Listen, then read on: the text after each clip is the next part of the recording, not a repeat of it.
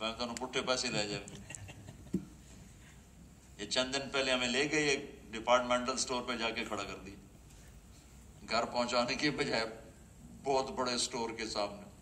پھر ہم نے اس کو فون کیا, انہوں نے کہا یہ آپ کے پاس پرانا ٹم ٹم ہوگا, ہمارا نئی جگہ بنی اس کا نقشہ اس میں کوئی نہیں ہے. تو آپ ایک ٹم ٹم پہ اندھا اعتقاد کر کے چل پڑتے ہو, اندھا. تو میں قربان جاؤں اس مسلمان پر جو اپنے نبی پہ اتنا بھی اعتقاد نہیں کرتا کہ اس کے کہے کو پورا کر لے, اس کے روکے کو چھوڑ دے.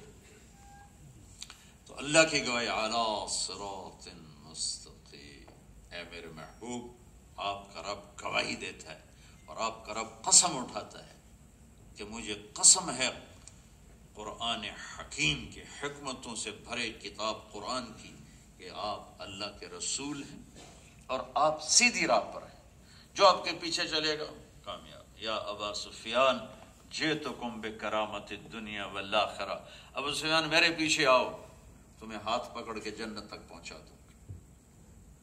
تو اللہ تعالیٰ نے اپنی ہیبت بٹھائی اور پھر کہتا آمنوا باللہ ورسول. پورے قرآن میں کل 500 آیات ہیں شریعت کی, کل 500, 5,500 سے اوپر آیات ہیں کہ شریعت دینے والا ہے کون, اور شریعت کو سمجھانے والا اللہ کون ہے, اللہ کا رسول کون ہے, اللہ کی کیا ہستی, اللہ کے رسول کی کیا ہستی ہے, یہ کیا عظیم شخصیات ہیں. پھر اس کے بعد جب, چونکہ ہم تو ہمارے لیے تو قرآن ایک نہ سمجھی جانے والی کتاب ہے نا, بڑے دکھ درد کی بات ہے کہ قرآن ہر زبان میں ترجمہ موجود ہے لیکن ٹائم نہیں مسلمان کے پاس کہ تھوڑا سا پڑھ ہی لیتے. جتنی دیر ہم اخبار پڑھتے ہیں اتنی دیر روزانہ تھوڑا سا قرآن پڑھ لیا کریں, قرآن کا ترجمہ پڑھ لیا کریں کہ اللہ کیا کہتا ہے, اللہ کیا کہتا ہے. تو بنیادی فالٹ آیا ہے کہ ہم لا الہ الا اللہ محمد رسول اللہ سے واقف نہیں رہے, اس کی ہیبت نکل گئی ہے. ساری کائنات میں صرف وَهُوَ الَّذِي فِي السَّمَاءِ إِلَٰهٌ وَفِي الْأَرْضِ إِلَٰهٌ قُلْ هُوَ اللَّهُ أَحَدٌ. انہیں بتا دیں وہ احد ہے, احد اور واحد, واحد بھی ہے الواحد القہار قرآن میں آیا, اور احد بھی ہے. واحد اسے کہتے ہیں جس کا پارٹنر نہ بن سکے.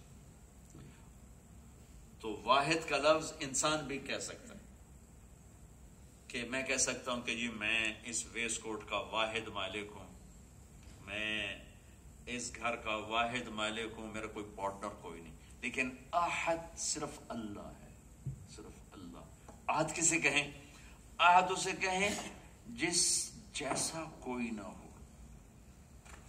جس کی مثال کوئی نہ ہو, جس کی, بھائی گھوڑا کیسا ہوتا ہے میں نے دیکھا نہیں, بھائی خچر جیسا ہوتا ہے, خچر دیکھا ہے, ہاں دیکھا خچر.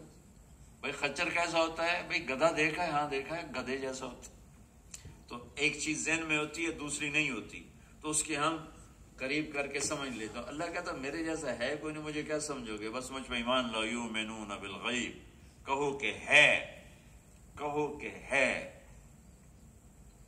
ایمان کا تقاضا ہے کیا, تصدیق کرو.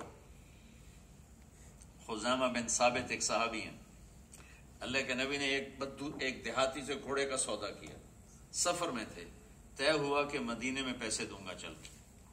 کہ ٹھیک آپ آگے ہو گئے, پیچھے سے صحابہ ہے, ان کو نہیں خبر کہ یہ سودا ہو چکا ہے. انہوں نے بدو کو گھوڑے کی قیمت لگا دی بہت زیادہ, وہ اس کی نیت بدل گئی.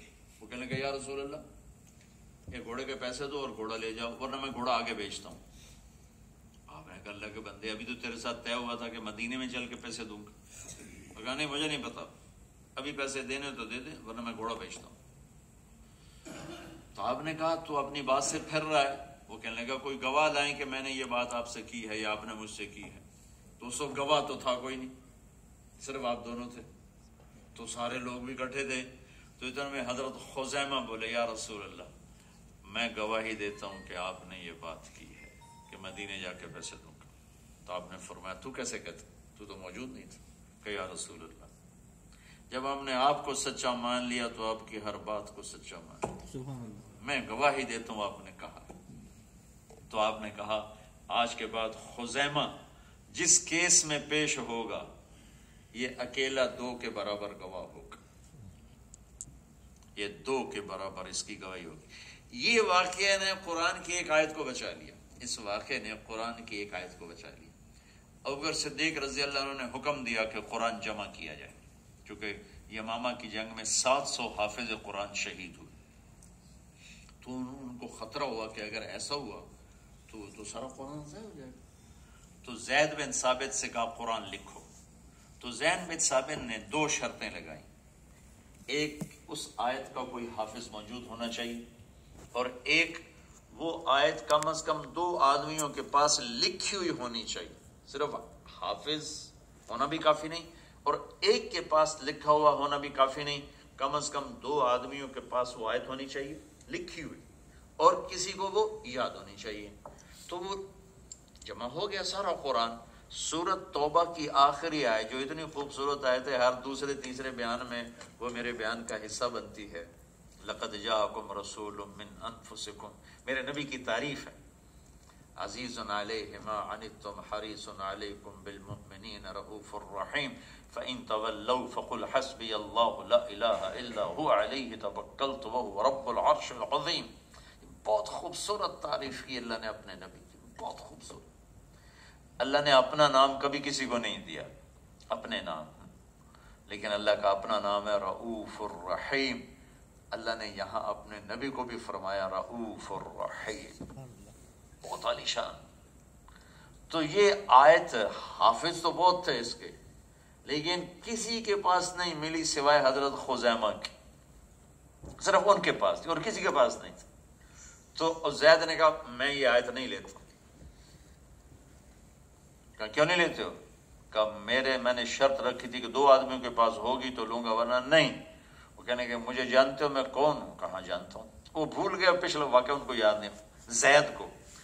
ارے میں خزیمہ بن ثابت ہوں، میری گواہی 2 کے برابر ہے، میں 1 2 کے برابر۔ ہاں بھائی ہاں بھائی ہاں، لکھا اس کو۔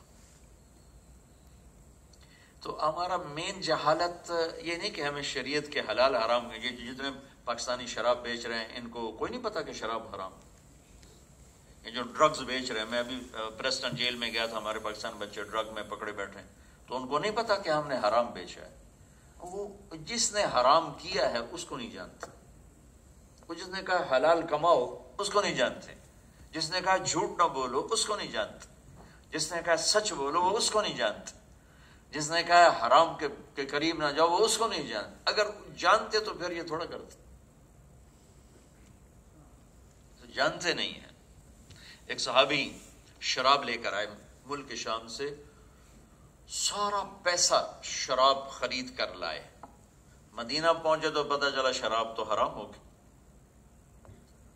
تو اٹھے اور مشکیزیں پھاڑنے لگے، وہ مشکوں میں شراب ہوتی تھی، تو کسی نے کہا کہ مجھے نمک ڈال کے سرکہ بنا دے، سرکہ بن جائے گا، بیچ دینا۔ انہوں نے کہا میری ایمانی غیرت کہتی ہے کہ بس اللہ نے کہا نہیں تو نہیں، سارے مشکیزیں پھاڑ کے پانی میں بہا دیے، کہ وہ جانتے تھے کہ کہنے والا کون ہے۔ آپ جمعے کی نماز کے لیے کھڑے ہوئے یا کسی اور مقصد کے لیے، ویسے تقریر کے لیے کھڑے ہوئے، تو آپ نے کہا بھائی بیٹھ جاؤ، تو دیوار کے قریب عبداللہ بن رواحہ کا اونٹوں کا باڑا تھا، وہ وہاں صفائی کر رہے تھے، کان میں آواز پڑی بیٹھ جاؤ۔ انہیں پتا ہے کہ مجھے نہیں کہہ رہے، مسجد والوں کو کہہ رہے ہیں، انہیں ادھر پھینکا کئی اور وہاں جا وہیں بیٹھ گئے۔ اور ایک صحابی عبداللہ بن مسعود مسجد میں انٹر ہو رہے تھے، 1 پاؤں اندر تھا 1 باہر تھا، آپ نے کہا بیٹھ جاؤ، وہ وہیں بیٹھ گئے، وہیں بیٹھ گئے، آگے قدم نہیں اٹھا۔ یہ کیوں ہے؟ کہ وہ جانتے ہیں کہ یہ کہنے والا کون ہے، وہ جانتے ہیں کہ یہ روکنے والا کون ہے، اٹھانے والا کون ہے، ہم جانتے ہیں۔ تو اللہ تعالیٰ نے جو پیمانہ بنایا کامیابی ناکامی کا، اس کو آج کیوں نہیں ناپا تولا جا رہا؟ کہ پتہ کوئی نہیں، اور کامیابی کا سٹیٹس کیا ہے کہ